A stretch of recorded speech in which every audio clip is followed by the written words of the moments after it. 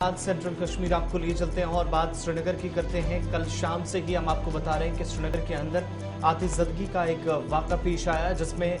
इमलाक का भी नुकसान हुआ है, जानी नुकसान बहुत कम हुआ है, माइनर इंजरीज कुछ लोगों को हुई है, लेकिन तफसीलात कुछ यूं है कि 8 रिहायशी मकानात को नुकसान पहुंचा।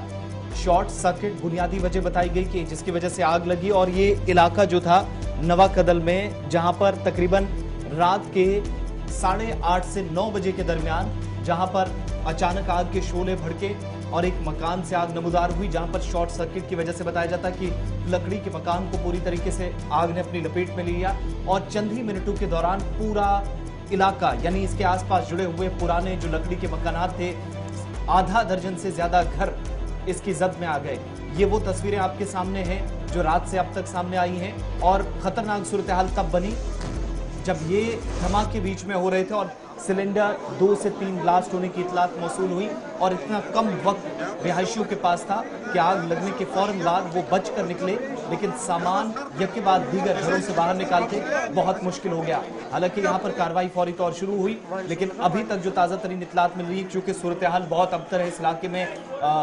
लोग अफ्तारी के बाद पूरी तरीके से इबादत में अब मसरूफ थे, दीगर कामकाज चल रहा था, खवातीन थे, बच्चे थे, बुजुर्ग थे, लेकिन अचानक से अफरा तफरी का आलम और सुबह होते होते इतलात ये मौसूल हो रही है कि इन धमाकों की वजह से इसमें बचाव कार्रवाई में सारी जो सूरत हाल तकरीबन ये 12 घंटों की रही है, इसमें वो तमाम लोग जो फायर एंड इमरजेंसी के एहलकार थे उनके मामूली तौर जख्मी होने की भी इतलात मौसूल हुई हैं। और कनी मज़ार का इलाका है नवा कदल श्रीनगर में, और सिर्फ ये इलाका नहीं, डाउनटाउन और पुराने शहर के कुछ एक इलाके पिछले कुछ दिनों के दौरान जहां पर आतिशबाजी के इन वाकयात में 2 से 3 या 3 से 4 या निस्फ दर्जन के करीब मकानात इसकी जद में डाउनटाउन में हम पिछले कई दिनों से देख रहे हैं कि पहले 24 के करीब घर जले, फिर 6 घर और जले, और अब इस तरीके के इंसिडेंट जो है वो बढ़ रहे हैं। और कल जब हम कुछ तस्वीरें देख रहे थे सोशल मीडिया पर, तो मैं जना बड़े अदब और एहतराम के साथ अपनी आवाम से, अपने नौजवानों से आज दरख्वास्त करूंगा, जहां पर भी आग लगे तो फायर एंड इमरजेंसी डिपार्टमेंट को अपना काम करने दिए। वो इसको रोकने में अहल है और उन्हें पता है कि तकनीक क्या है लगाने की। हमारी जो कोशिश रहती है, हम पाइपें बिछा देते हैं, अपने तरीके से पानी को यूज करने की कोशिश करते हैं, जिससे काफी पानी लॉस होता है। और कल भी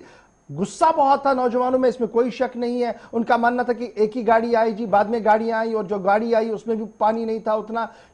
किस हद तक ये सही है नहीं है, it is matter of discussion और डिबेट, और इस पर इंक्वायरी होनी चाहिए। लेकिन बड़ा सवाल यह है कि जब हम टेक्निकल आदमियों को काम करने ना दें और अपने हाथ में लेकर पाइपें बिछाना शुरू करें, और जब पाइप की जरूरत पड़ती है वो पता लगता है वो तो ऑलरेडी बिछी है, और वन से पाइप बिछ गई, उसको रोल करना है, वापस लगाना, इसमें टाइम लगता है। इसलिए मैं आज दरख्वास्त करूंगा जी सभी लोगों से कि जहां पर भी इस तरीके की नागहानी आफत आए, जहां पर भी इस तरीके का मुसीबत आए, तो वहां पर अव्वलीन तरजीह जो कंसर्न लोग हैं उनको फोरफ्रंट पर रखें, उनकी मावनत करें, उनकी मदद करें। खुद एक्सपर्ट बन के डोज करने की कोशिश ना करें, बुझाने की कोशिश ना करें, जिसकी वजह से कल भी एक और ये जो हादसा देखने को मिला, इसके पीछे एक वजह वो भी, अगर टाइम पर सब कुछ हुआ होता तो शायद इतना नहीं होता। ये मेरी एक दर्दमंदाना दरख्वास्त है। अब जरा इसको एदाद शुमार को खोलकर आप जब देखेंगे तो पता लगता है जी 3 महीनों के अंदर, 2022 के 3 महीनों के अंदर 660 इंसिडेंट हुए हैं जी आग लगने की। और जहां कश्मीर से लेकर एंटायर जम्मू कश्मीर की जब आप आंकड़ों को देखेंगे तो करीबन 1 दर्जन के लोगों की मौत भी हुई है बाद में जलने और दीगर चीजों की वजह से। तो इंसिडेंट्स बढ़ रहे हैं। 2-3 वजूहात है, मौसमियाती तब्दीली हमारे सामने है, और फिर बेतहाशा जिन चीजों का इस्तेमाल होता है वो आउटडेटेड है। और जो हमारी अक्सर, मैंने गुज़श्ता दिनों भी फायर एंड इमरजेंसी डिपार्टमेंट के कई जिम्मेदारों से पूछा, उन्होंने कहा कि जो हमारी जनाब इलेक्ट्रिक वायरिंग है ये काफी पुरानी होती है और कभी अंडरग्राउंड भी होती है। ये एक बुनियादी वजह बनती है जी आग लगने की। तो बड़ा एहतियात बरतिएगा, क्योंकि इन इलाकों के अंदर और इस तरीके से डाउनटाउन के अंदर जब एक बार चिंगारी उठती है तो उसको बुझाने में वक्त लगता है, क्योंकि एक तो हमारी गलियां बहुत छोटी हैं, बुलडोज इसको जी फायर एंड इमरजेंसी सर्विस को आने में टाइम लगता है, और फिर पानी की भी किल्लत इन दोनों बहुत ज्यादा है। तो बहुत ज्यादा एहतियात हमें बरतना है, और साथ साथ ये भी कोशिश करनी है कि जो कंसर्न अथॉरिटियां हैं उनको सबसे आगे रखकर उन्हीं से काम करवाया जाए और उनकी हम मुआवनत और मदद करें। क्योंकि ये भी जब एदाद शुमार को आप देख रहे हैं कि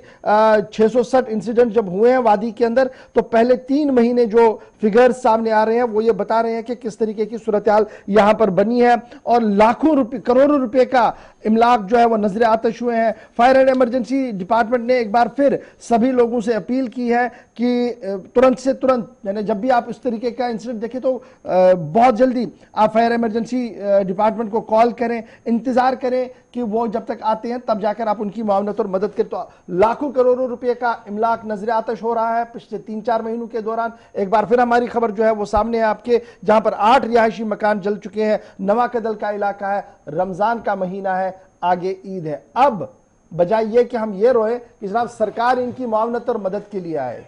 अपनी मदद आपके तहत अभी मौका भी है, महल भी है। और जो अहले सरवत है, आज दर्दमंदाना अपील आज से यहाँ से आज हम कर रहे हैं आपको कि आप भी अपना ताउन करिए जी, खुले दिल से खुद आकर इनकी मदद कीजिए, क्योंकि आप देखिएगा आगे ईद है और आशियाने जल चुके हैं। हम सब की जिम्मेदारी है कि आशियाने दोबारा बने।